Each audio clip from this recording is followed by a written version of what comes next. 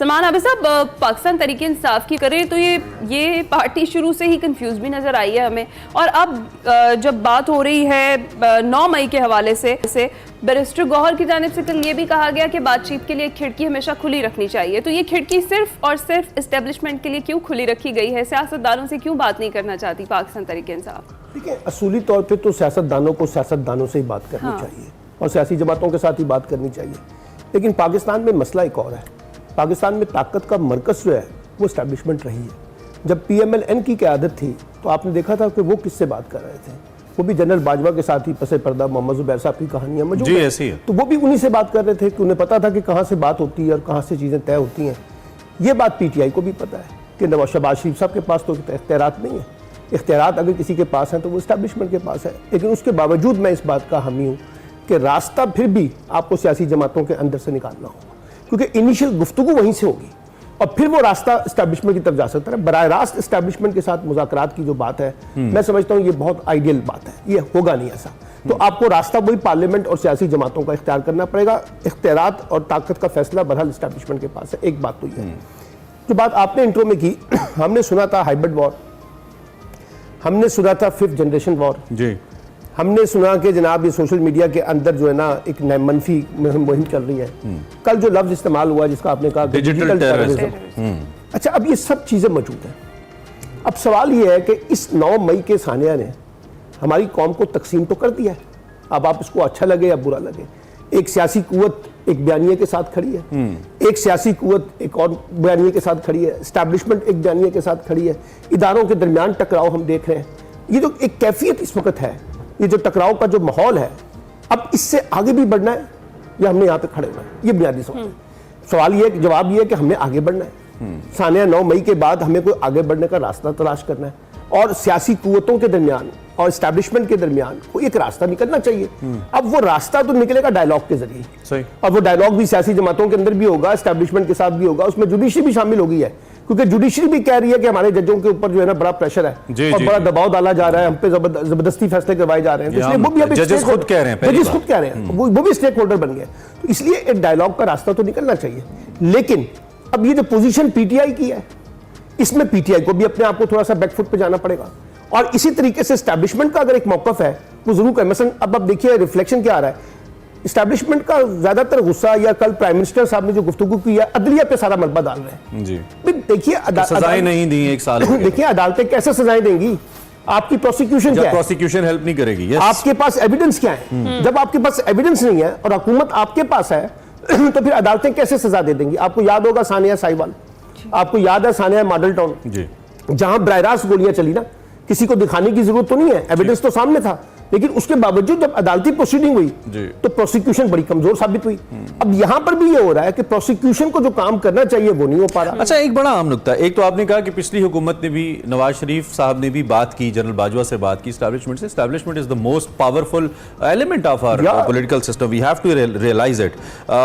लेकिन एक उनका जो फॉर्मूला रहा वो ये कि उस बात का चर्चा उन्होंने नहीं किया।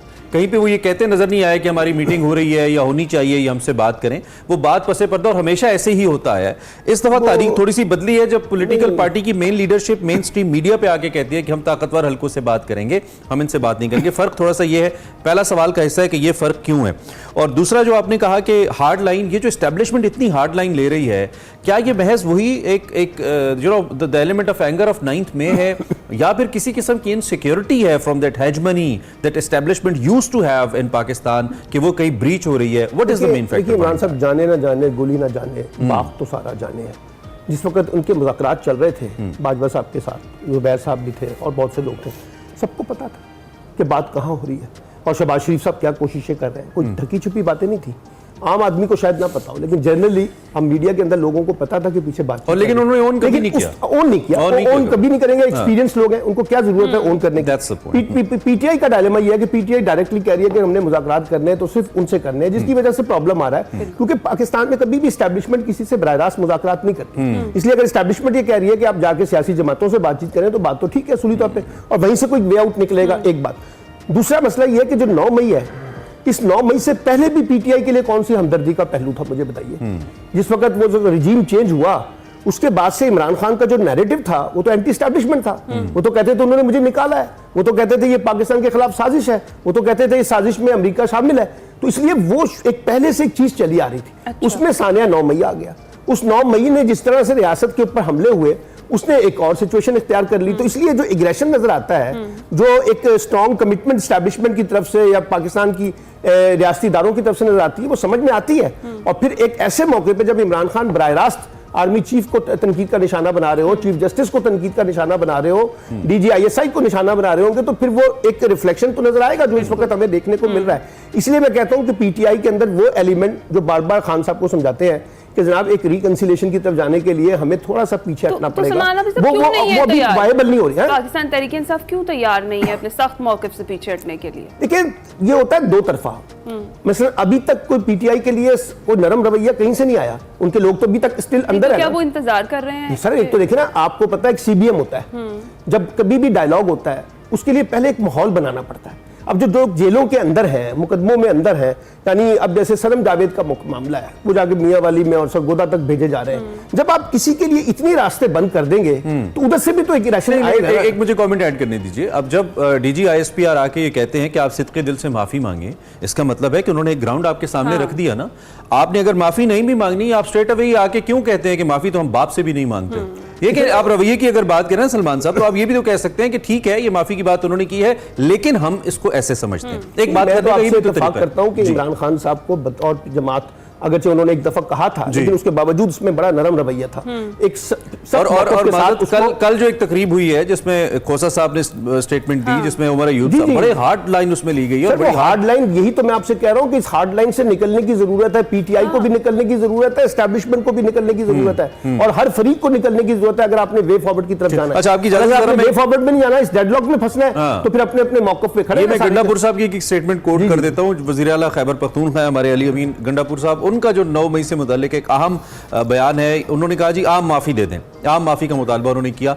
पेशावर में एक जलसे में खिताब कर रहे थे, जो मुज़ाकरात के हवाले से उन्होंने कहा कि जो बानी पीटियां हैं वो तैयार हैं, आम माफी का ऐलान करें और आगे बढ़ते हैं। ये स्टेटमेंट या ये जो राय है ये गंडापुर की तरफ से है, आप इस पे क्या राय रखते हैं? देखिए रास्ता तो निकलेगा इसी तरीके से, जो कल चीफ ने कह दिया माफी का तो कोई सवाल नहीं। ना करें, मैं तो फैसला तो उन्होंने करना है, लेकिन हम इससे आगे नहीं बढ़ सकेंगे। मेरा मौक़िफ़ ये है, जो भी साबिक सदर डॉक्टर आरिफ अलवी साहब ने जो फार्मूला पेश किया, आरिफ हबीब साहब ने एक फार्मूला पेश किया, जनरल नईम लोधी साहब जो एक फार्मूला लेकर आए कि जनाब रिकंसिलिएशन की तरफ जाएं, PTI के अंदर से कुछ लोग कहते हैं कि रिकंसिलिएशन की तरफ जाना पड़ेगा, खुद राना सनाउल्लाह साहब ये कह रहे हैं, अब जो इस वक्त मुशीर हैं उनके वज़ीर आज़म के, वो कह रहे हैं कि एक रास्ता निकालना पड़ेगा, उनको हमसे डायलॉग करना पड़ेगा, इसी में से कोई वे आउट निकलना पड़ेगा। अच्छा, जब ये रास्ता निकलेगा तो माफी भी हो जाएगी। माफी कोई इतना बड़ा इशू नहीं है। इशू ये है कि आप पहले अपने रवैयों के अंदर वो लचक पैदा करें जिसकी वजह से हम आगे बढ़ सकें, और वो रवैया एक फरीक ने पैदा नहीं करना, इमरान खान ने लाजमी पैदा करना है, बड़ा रोल उनका बनता है, लेकिन बाकी लोगों को भी फिर एक रवैये के अंदर लेके आना पड़ेगा। मसलन अब हुकूमत है ना, हुकूमत तो इस वक्त बेनिफिशियरी है इमरान खान और एस्टैब्लिशमेंट के दरमियान टकराव के अंदर, क्योंकि जितना इमरान खान और एस्टैब्लिशमेंट का टकराव होगा हुकूमत को फायदा होगा। तो हुकूमत तो नहीं चाहेगी कि कोई ऐसी रिकंसिलिएशन हो जिसमें इमरान खान भी जाके स्टेक होल्डर बन जाए। अच्छा, तो ये आपके ख्याल में हुकूमत नहीं चाहेगी? सर हुकूमत क्यों चाहेगी? हुकूमत तो अल्टीमेट बेनिफिशियरी है इस लड़ाई की। सर तो उसी की बुनियाद पे तो खड़ी हुई है। हम देख रहे हैं अभी ये डेडलॉक बरकरार है, दोनों फरीकैन अपनी बात से पीछे नहीं हट रहे। क्या सियासी मंजरनामा देख रहे हैं? देखिए अगर ये इसी तरह से डेडलॉक बरकरार रहता है तो फिर जो आपने इकोनॉमिक स्टेबिलिटी का मॉडल बनाया हुआ है वो आगे नहीं चलेगा, और जो आपने पॉलिटिकल स्टेबिलिटी का मॉडल बनाया हुआ है वो भी आगे नहीं चलेगा। क्योंकि देखिए ना, अभी आपने जो कहा ना कि डिजिटल टेररिज्म, अब ये जो कुछ DG ISPR की प्रेस कॉन्फ्रेंस हुई, उसके बाद आपने देखा ना मीडिया, सोशल मीडिया के ऊपर क्या तूफान आ गया। पाकिस्तान से अंदर भी, पाकिस्तान से बाहर भी जिस किस्म की गुफ्तगू रियासती इदारों के बारे में हो रही है, ये कोई अच्छी साइन नहीं है, और ये रियासती इदारों के मफाद में भी नहीं है। बिल्कुल ठीक कह रहे हैं DG ISPR, ठीक कह रहे हैं आर्मी चीफ भी, हमारे आर्मी चीफ ने ये भी कहा कि हम अगर इस पे लचक दिखा रहे हैं तो इसको हमारी कमजोरी ना समझा जाए। ये बहुत डाडी स्टेटमेंट है। बात चीजों में आपका कंट्रोल नहीं है। देखिए ना, एक चीज समझने की कोशिश करें, मैं पाकिस्तान के अंदर से बैठ के कोई चीज कर रहा हूं तो आप मुझे कंट्रोल कर लेंगे।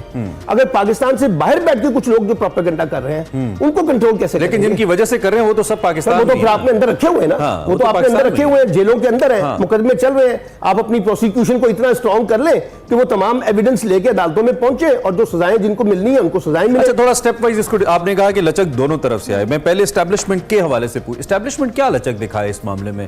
क्या ये केसेस खत्म हो पहले, नहीं, मैं ये नहीं कहता। मैं ये कहता हूँ क्या स्टेप हो? मैं ये कहता हूँ 9 मई के मामलात में अगर कोई मनसूबाबंदी में लोग जो मुलव्वस हैं और जिन्होंने इसको एग्जीक्यूट किया है, उनके खिलाफ आपके पास प्रोसिक्यूशन के कॉन्टेक्स्ट में मजबूत दलाइल है, अदालतों में पेश करें। और जो बाकी लोग हैं जो वहां पे फंसे हुए हैं उनको बाहर निकालें। अभी तक तो ऐसी ही सूरत हाल है ना, साहब के सब लोगों को पकड़ लिया। अच्छा, एक तो यहाँ पे लचक है। दूसरी बात यह कि एक असूल तय कर ले कि जी अगर इंगेजमेंट होनी है तो वो सियासी जमातों के जरिए होनी है, वो पार्लियामेंट के जरिए तय होनी है। पीटीआई को जो भी अपना मौक़िफ़ पेश करना है वहां पेश करना है, उसमें कोई रास्ता निकलता है। अगर वो अपनी गलती का इतराफ़ भी करते हैं कि 9 मई के अंदर अगर हमारे लोग मुलव्वस हैं उनको सजाएं भी दें, ठीक है, और जो लोग उसमें बेगुनाह हैं उनको बाहर निकालें और उससे फिर आगे बढ़ने का कोई रास्ता निकालें। क्योंकि पॉलिटिकल स्टेबिलिटी के लिए ये कॉन्फ्लिक्ट्स मैं नहीं समझता पाकिस्तान के मफाद में। आपने जब से रिजीम चेंज हुआ है उस वक्त से आप ये देख रहे हैं ना, हम एक ऐसी तकसीम में चले गए हैं जिन्होंने हमारे घरों के अंदर तकसीम कर दी। अच्छा, इस सारे अमल के लिए डोंट यू थिंक कि पहले ये जरूरी है कि तहरीक इंसाफ ऑन तो करे कि कहीं ना कहीं उन्होंने ये गलती की है? क्योंकि खान साहब की अभी भी स्टेटमेंट आई है 2 दिन पहले, उन्होंने कहा मैं क्यों माफी मांगू, वो मुझसे माफी मांगे। अब उसमें एक मसला आ गया ना खान साहब का भी। अब वो खान साहब अदालती कमीशन बनाने की बात करते हैं, ठीक है ना जी। अब फिर उन्होंने कहा डीजीआई इस पर 2014 से शुरू करें, उन्होंने कहा 2014 से शुरू कर ले, 2012 से जाके शुरू कर ले, जहां से शुरू करना चाहते हैं आप करें तो सही। अब यहाँ पे एक डेडलॉक आ गया, ये डेडलॉक भी टूटेगा डिस्कशन के साथ। ये डायलॉग है, देखिए ना, मैं एक सख्त मौकफ के साथ खड़ा हूं। एक सख्त मौकफ इस वक्त यहां पर है, इन दोनों के दरमियान किसी ने ब्रिज करना है ना सर, जो और इधर भी समझाना है और इधर भी समझाना है और इसमें से कोई दरमियानी रास्ता निकालना है। कौन किरदार अदा कर सकता है? सर यही लोग करने की कोशिश कर रहे थे ना, जो जनरल नईम लोधी साहब की मैंने बात की, आरिफ हबीब साहब की बात की, डॉक्टर आरिफ अलवी साहब ने राना साहब ने ये बातें की हैं, और खाकान अब्बासी साहब ये गुफ्तगू कर रहे हैं, मुशाहिद हुसैन सैयद ये गुफ्तगू कर रहे हैं, बेशुमार लोग इस वक्त बात कर रहे हैं। अगर ये दोनों तरफ के लोग जो है इस तरह के जो ब्रिजेस हैं इनके साथ आगे बढ़ने की कोशिश करें तो एक दरमियानी रास्ता निकल सकता है। मुश्किल काम नहीं है, कुछ नहीं होता सियासत में, लेकिन आपको क्या लगता है हो पाएगा, होगा, हो जाएगा? सर होगा या नहीं होगा, करंट टेम्परेचर को देखते हुए मैं कह रहा हूं होगा या नहीं होगा, होना चाहिए। अगर ये नहीं होगा तो मैं आपको फिर बता रहा हूं कि पाकिस्तान का सियासी डेडलॉक इसी तरीके से बरकरार रहेगा जिस तरह से। देखिए ना, आप इंटरनल इन्वेस्टर को इनवाइट कर रहे हैं, यहाँ एक्सटर्नल इन्वेस्टर जो है वो भाग रहा है, पाकिस्तान से जो लोकल इन्वेस्टर है वो जा रहा है जी, ऐसी। और आप बाहर के लोगों को कह रहे हैं कि आके आप इन्वेस्टमेंट करें। इन्वेस्टमेंट होती है जब आपके इनेबलिंग एनवायरनमेंट होती है, स्टेबिलिटी होती है, सिक्योरिटी होती है। बट आई स्टिल फील कि अगर एक तरफ से एक स्टेटमेंट आई है तो पॉलिटिकल वाइजनेस यही है कि उस स्टेटमेंट का उससे तल्ख जवाब ना दिया जाए। मैं तो कह रहा हूँ रिएक्शनरी अप्रोच नहीं होनी चाहिए, रिएक्शनरी अप्रोच जितनी होगी उतना ज्यादा तल्खी बढ़ेगी। Thank you very much Salman Abid साहब, सीरियाकार हमारे साथ मौजूद थे और तज्जिया आपने सुना, काफी आज तो काफी स्पाइस तज्जिया था, है ना? बिल्कुल सिचुएशन ऐसी थी और सलमान आबिद साहब का मशवरा भी अगर पाकिस्तान तरीके इंसाफ मान ले, हम सबका है, पूरी कौम का है, दोनों अतराफ को।